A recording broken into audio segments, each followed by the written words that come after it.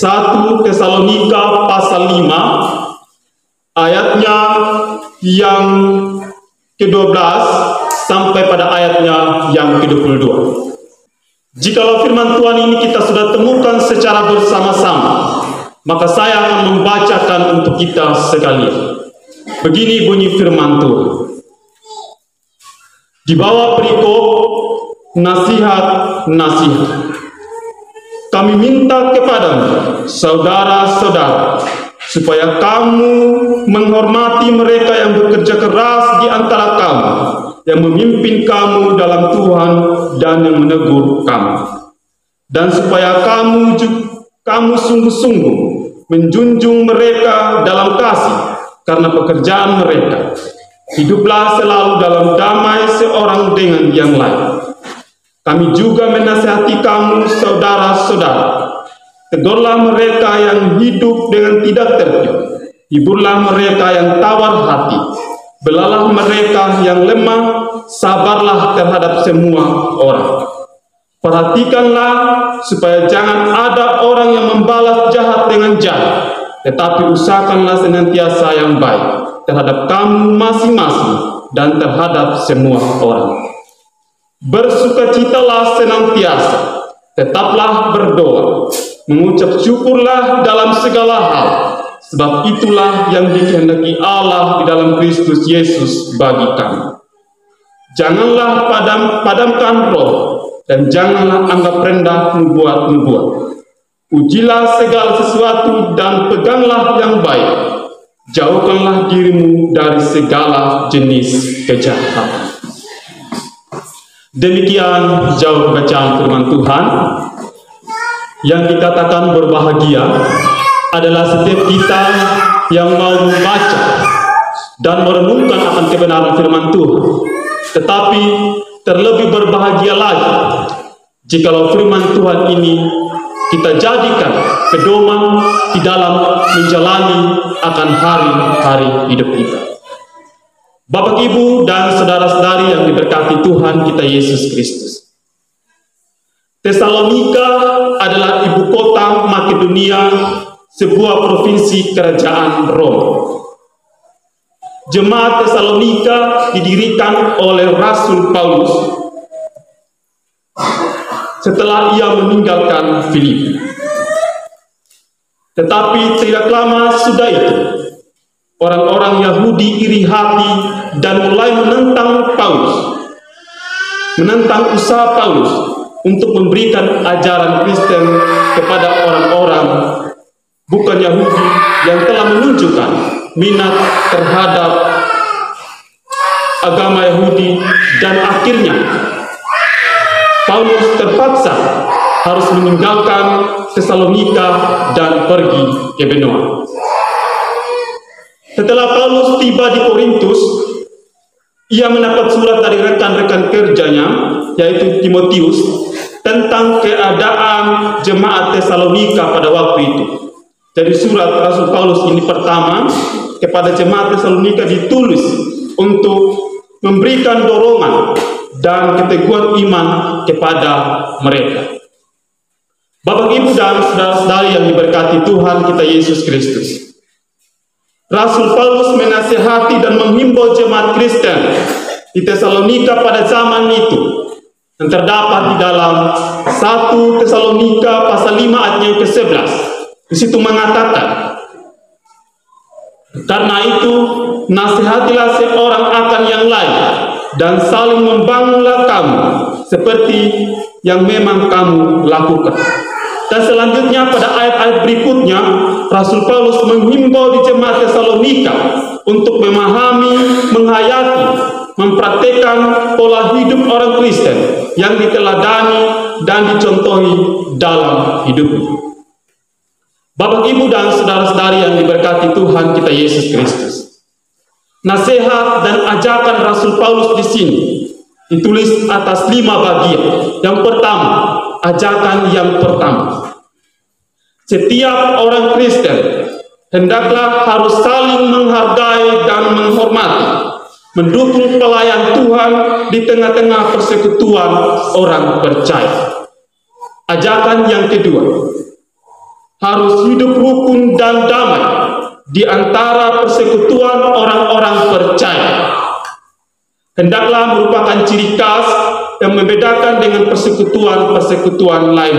Maksudnya ya, dalam kehidupan orang Kristen harus diwarnai dengan perbuatan yang baik, yaitu saling mengasihi, saling menghormati, saling mendukung dalam segala hal. Ajakan yang ketiga, hidup dalam kasih di antara sesama saudara seiman, yaitu dapat menegur yang salah, yang menyimpang dari ajaran dan norma-norma Kristiani. Selain itu juga harus menolong dan menopang mereka yang bimbang dan gelisah, dan menghadapi suatu kemelut dalam hidup ini. Membela mereka yang lemah dan tidak sanggup menggumuli pergumulan, juga tuntutan kesabaran dalam segala hal, terutama dalam menghadapi suatu problema hidup. Ajakan yang keempat, bagi orang percaya, bukanlah sikap hidup yang baik dalam langsung membalas kejahatan dengan kejahatan, tetapi membalas kejahatan dengan kebaikan. Kebencian dibalas dengan kasih sayang. Karena itu semuanya sudah diteladankan oleh Tuhan Yesus Kristus dalam hidup kita. Sebab orang percaya harus hidup dalam aturan Yesus Kristus. Yang kelima, ajakan yang kelima, senantiasa bersukacita, tekun dalam doa, dan selalu mengucap syukur kepada Allah di dalam segala hal, selalu mengawas diri terhadap segala sesuatu yang datang dari berbagai pihak. Bapak, Ibu, saudara-saudari yang diberkati Tuhan kita Yesus Kristus, Rasul Paulus tidak saja menasihati jemaat di Tesalonika pada waktu itu, tetapi Rasul Paulus juga justru ia menasihati kita juga saat ini lewat firman Tuhan yang kita baca secara bersama-sama. Kita harus saling menghormati, menghargai pelayan Tuhan yang walaupun dalam pelayanannya ada kelemahan dan kekeliruan. Kita harus saling menghormati, saling menghargai, karena tentu menjadi pelayan Tuhan tidak memiliki kesempurnaan dalam hidupnya, pasti ia juga memiliki kekeliruan dalam hidupnya, dan bahkan ia juga memiliki kelemahan dalam hidupnya. Kita juga harus hidup rukun dan damai di antara persekutuan orang-orang percaya. Karena dengan hidup demikian, kita dapat dibedakan persekutuan lainnya, yaitu yang saya sebutkan tadi, kita harus saling menghormati, saling menghargai, saling mendukung dalam segala hal. Kita harus saling menopang antara satu dengan yang lain, sehingga kehidupan kita tetap tentram dan damai di dalam Tuhan. Kita juga harus menegur yang salah, yang menyimpang dari norma-norma atau ajaran Kristiani. Kita juga harus saling menegur dalam kehidupan kita. Terkadang dalam menjalani kehidupan kita, kadang kita menyimpang dari ajaran dan norma-norma dalam aturan yang dijalankan. Kita harus saling menegur sehingga ketika dalam menjalani kehidupan kita tetap senantiasa hidup damai dan tentram. Jika dalam keluarga kita, dalam rumah tangga kita, dalam menjalani kehidupan rumah tangga, ada kata-kata yang menyimpang, atau suami kita berkata kasar, ataupun istri kita berkata yang tidak baik, ataupun anak kita berkata yang tidak baik, tegurlah. Karena itulah tugas kita saling menegur, sehingga kita selalu pelihara kedamaian dalam kehidupan kita. Harus menolong dan menopang mereka yang bimbang dan gelisah menghadapi suatu kemelut hidupnya. Ya. Kita juga harus saling menolong, harus saling menopang, Jika ada yang membutuhkan, mari kita saling menolong, sehingga kehidupan kita tetap senantiasa kita jalankan apa yang menjadi keinginan Tuhan Yesus di dalam hidup kita.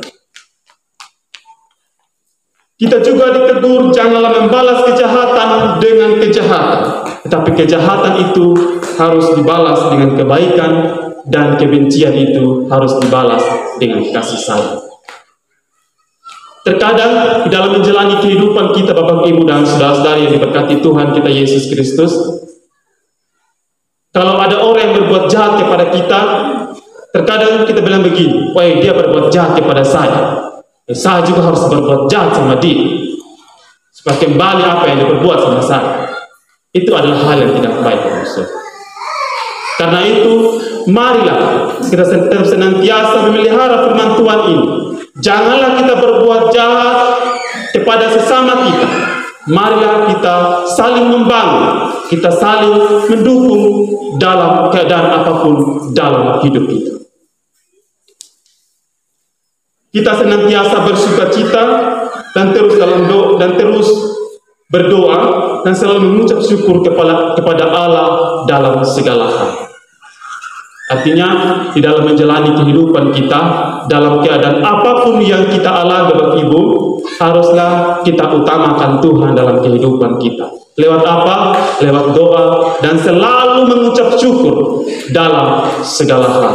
Karena itulah yang dikehendaki Tuhan dalam kehidupan kita.